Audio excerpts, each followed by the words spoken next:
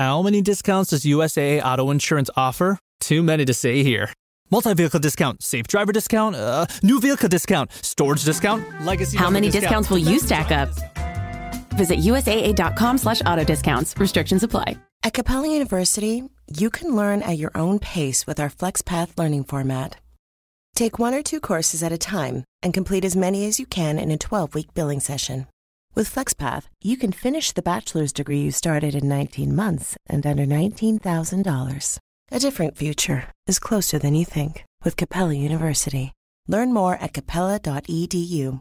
Fastest 25% of students. Cost varies by pace, transfer credits, and other factors. Fees apply. Hi, and welcome to the 10-Minute Food Truck Training Podcast. My name is Bill Moore. I'm the Executive Director of the National Street Food Vendors Association, which is a nonprofit dedicated to education, advocacy, and uplifting all food vendors. Today I'm going to be talking about the best laid plans and then how things sometimes just don't work out the way you think they will. But before we get into that, I want to remind you guys I'm going to be in Las Vegas, Nevada this year on July 15th and 16th. I'm going to be a part of the Food Truck Owners Expo. I'll be giving 2 classes there. I'll be kicking off the campfire sessions, which are little mini educational sessions. Then I'll be a part of the National Street Food Vendors Association booth where you guys can come over and join us, sit down and talk, ask any kind of questions that you have, and just hang out with us and have a great time. Again, in Las Vegas, Nevada, July 15th and 16th. If you'd like to attend, go to FTOexpo.com, place your order for those tickets today, and when you do, put in the code FTTG15 for a 15% discount. Now, we're talking about the best laid plans. So what do I mean by the best laid plans? We all plan things. Sometimes we know what we're doing, sometimes we don't. So I'm going to share a story that happened to me. Many of y'all know that I've been having trouble with my left shoulder and have submitted to surgery. So I'm going to explain what happened during that whole process. My shoulder, anytime I would raise my left arm level with my shoulder or above, so like raising my arm above my head, it hurt. It would pop and snap. And I always attributed it to just getting old. All of our joints creak and crack. But as time went on, it hurt and hurt more. It got to the point where I could lift it, but as soon as it got up to a certain point, it hurt. And I would, wince and make noise and ouch and that kind of thing. Well, Melissa got tired of hearing that, so she said, you need to go to the doctor. So I begrudgingly went to the doctor, and you know how medical procedures go. Well, the first thing we got to do is try this. So they tried muscle relaxers, which did absolutely nothing. So they said, okay, let's do x-ray. So we did an x-ray, which revealed absolutely nothing. So they said, let's do an MRI. So we do an MRI, and the MRI comes back and says I have a 50% detached tendon. I have another tendon that has an 8 millimeter tear in it. And then there's a lot of fluid and other buildup around the joints that appears to be arthritis and or bursitis. Okay, so what do we do? Well, you got to go see a specialist. So I go see a specialist. He looks at all the information and says, yeah, you need to have surgery. What we'll do is we'll do 4 little holes in your shoulder. We'll reattach this. We'll suture this, and you'll be good to go. And they gave me all the details.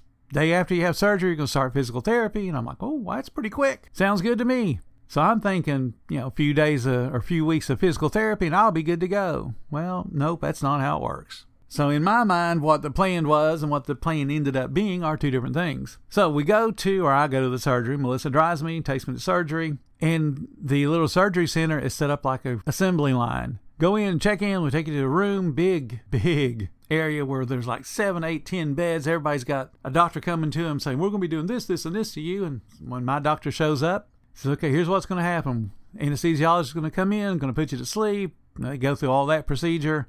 And about an hour later, you'll wake up and your wife will take you home.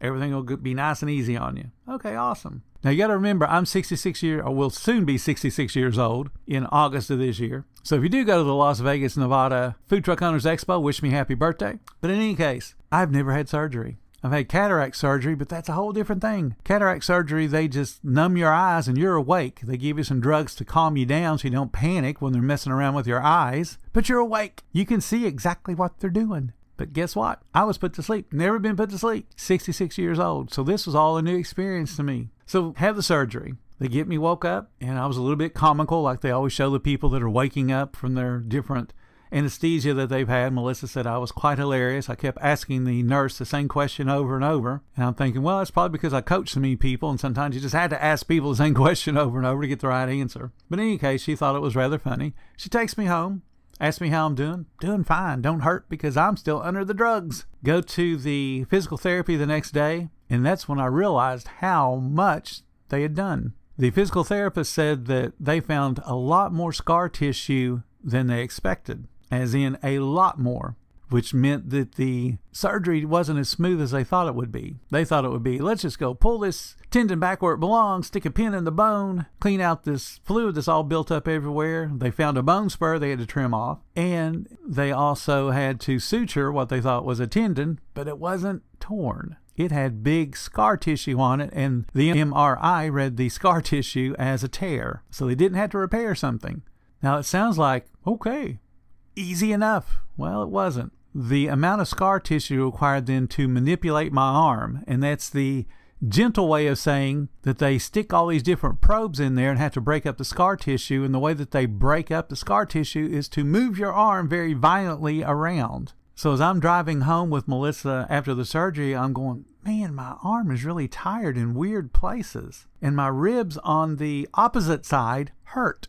And she said that was because they had to manipulate your arm. I said, well, what does that mean? She said, I don't know. I guess they just move it around. Physical therapist told me, no, they throw it around because they got to get that scar tissue broken up. She said, kind of violently move your arm. It's okay. So that's why I'm bruised everywhere and why I'm sore in places that I shouldn't be sore. And then she starts doing the manipulation where she's moving my arm around and measuring how far I can move it. And it hurt. And it hurt bad. And she keeps going, you have to relax so I can do this. Like, I'm trying, but it hurts. She goes, I know, but you got to relax so I can move it. Couldn't move my arm at all. And of course, they're the ones moving it, and they're like, well, you can't move this very far, can you? It's like, no, I can't.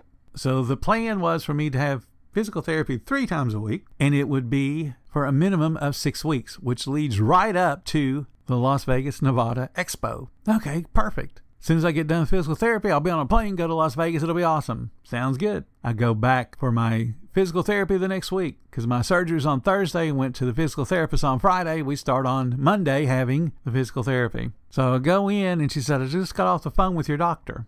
Okay, that's a good thing, right? She said, yeah, he wants to move your physical therapy along faster than normal because of the amount of scar tissue you had. Because they couldn't identify where I got the scar tissue from. I don't know. I just know that this was a slow building pain over the last 3-4 years. I was hurt many, many years ago, but being a stubborn young man, played basketball, go up for a rebound, and a shorter player comes up underneath me and is able to leverage my shoulder downward, and it hurt. It hurt pretty bad. But I never went to the doctor because by the next day or the couple days later, it's like, oh, no big deal.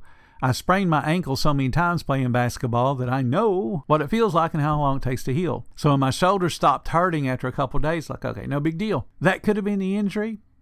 Could have been repetitive injury from lifting up all those 58-pound bag-in-the-box Cokes, putting away food deliveries from Cisco and all the other distributors I've had over the past. Could have been anything. I don't know, but I didn't have some tragedy to tell the doctor that, yes, I slipped and fell, and this is when I hurt my shoulder. So since we don't know when I actually hurt it, they're assuming that it's just that repetitive motion nonsense, so they want to be very aggressive. So she said, what we're going to do is jump you about a month ahead. So we're going to have you do exercises that normally people wouldn't do until they've been in physical therapy a month. It's like, oh, awesome. I'm an advanced student. No, it's not awesome. It hurts. So they're having me doing things that I realize I can't do. Because of the reattachment and the way they had to manipulate the muscles, I have no strength in that shoulder at all. Okay, it doesn't sound odd until you realize how much your shoulder actually does. I have grip strength in my hand, no problem. I can hold things just like always. Doesn't hurt to grip something tightly. But if I go to lift my shoulder and just move it away from my body even 2 or 3 inches, I can't do it. It starts to shake. And the physical therapist goes, yeah, push it to that point and you have to stop. You cannot push through the pain. It's like, but I got to. She says, you don't have the strength. Well, when am I going to get the strength? Well, because we're advancing you so quickly, you're not building up strength over time. So what's going to happen is after about the 6 weeks that we talked about, we'll start the strength training. So you mean I'm going to be doing this stuff where my shoulder is shaking like a little toddler that can't walk for 6 more weeks? And she goes, yeah. Then we'll start the strength training. We'll give you a 1-pound weight and just move you up from there. Well, how long is this going to take? She said it'll probably be another 8 weeks after that, and then we'll go from there. She said this type of injury and this type of repair, usually it's about a year. I'm like, if y'all had told me this at the beginning, I would have said no. I'll take the momentary pain and still be able to lift my shoulder, Because I remember I wasn't stopped from lifting the shoulder. It just hurt. Now I can't lift it. And it hurts really bad to even move it. I traded occasional pain for constant pain, and I'm weak. I can't do anything. Been trying to type on my keyboard at work. And when I say at work, I mean in my home office. And I have a mechanical keyboard, so it's got keys that have strokes to them, not the little chiclet things that a laptop has. I have to be very, very careful because I have to position my arm in such a way that it's not resting on something, because if it rests on the armrest of the chair, it pushes the shoulder up and it hurts. So it's got to rest basically on my wrist, on the little drawer that slides out with the keyboard on it. So it makes my typing really, really slow. It's changed everything that I have to do because of the plan and then what the end result really is going to be. Now, I'm one of those people that doesn't take an injury lying down, so to speak. It's the way I was raised. I shared stories in the past about my dad. When I was in high school, a senior in high school, my dad has a heart attack on Saturday night. He had the classic symptoms of a heart attack. I recognized he was having a heart attack from my health classes in biology. I told my mom, I think he's having a heart attack. But my dad was stubborn. He said, nope, just a little indigestion. So that was Saturday night. Sunday, Dad sleeps most of the day. Still refuses to believe he's had a heart attack. Monday, gets up and goes to work. My mom got him a doctor's appointment in the afternoon. So he went to work and then drove to the doctor's office in the afternoon. The doctor direct admitted him to the hospital. He said, we are going to get an ambulance. You're going to go to the hospital, and there's no debate on this. So they take Dad to the hospital. Now, my mom couldn't drive. So Mom has no way home from work. My dad also very frequently would pick me up from school. So I had no way to get home from school. So I walk home. Mom gets one of her friends to pick her up, brings her home, and says, we're going to go down and see your dad tonight when visiting hours for the ICU unit start. Okay, not a problem. So we go down to see my dad in ICU. His doctor, long-term doctor, he's had this same doctor for years. He comes out, he talks to my mom, and he's crying. And I'm like, uh-oh, what's happened? He says, I've never seen somebody have this severe of a heart attack and live. Now, he's an older doctor. I'm 17, and that's the only doctor that I know that my parents have had. So at least 17 years and probably longer. And again, he's an older doctor, so he's seen a lot of heart attack victims. The most severe heart attack I've seen somebody have and live. It damaged 3 of the 4 valves in his heart. And remember, my dad went to work. That's the way I was raised. He very rarely missed work. As a matter of fact, he never missed work. Little runny nose, little headache, little sore throat, he's at work. And it's not like he had some critical job that he had to be there. He wasn't a doctor. He sold auto parts. They could have done without him. But that's the way I was raised. That's the way he was raised. You don't shirk your responsibilities. You don't go to work, you don't make money. Kind of like a food truck. So I had every intention of that Friday after physical therapy going to the food truck and working with Melissa. Couldn't do it. They beat me up so bad, and just that little bit of manipulation of the shoulder. And remember, they're the ones moving it, not me, because I can't. I couldn't work. And we just said, well, we'll close Friday, we'll close Saturday, and just start anew the next week. I was there Wednesday. That's our normal opening day. I set the food truck up and was so worn out from doing that Melissa told me just go home, lay down. And that's what I did. I was so tired from having done that I had not even enough energy to argue with her. Yes, I'm going to go home. So those best laid plans sometimes don't work out the way you think they're going to. Will I be in Las Vegas, Nevada? Absolutely.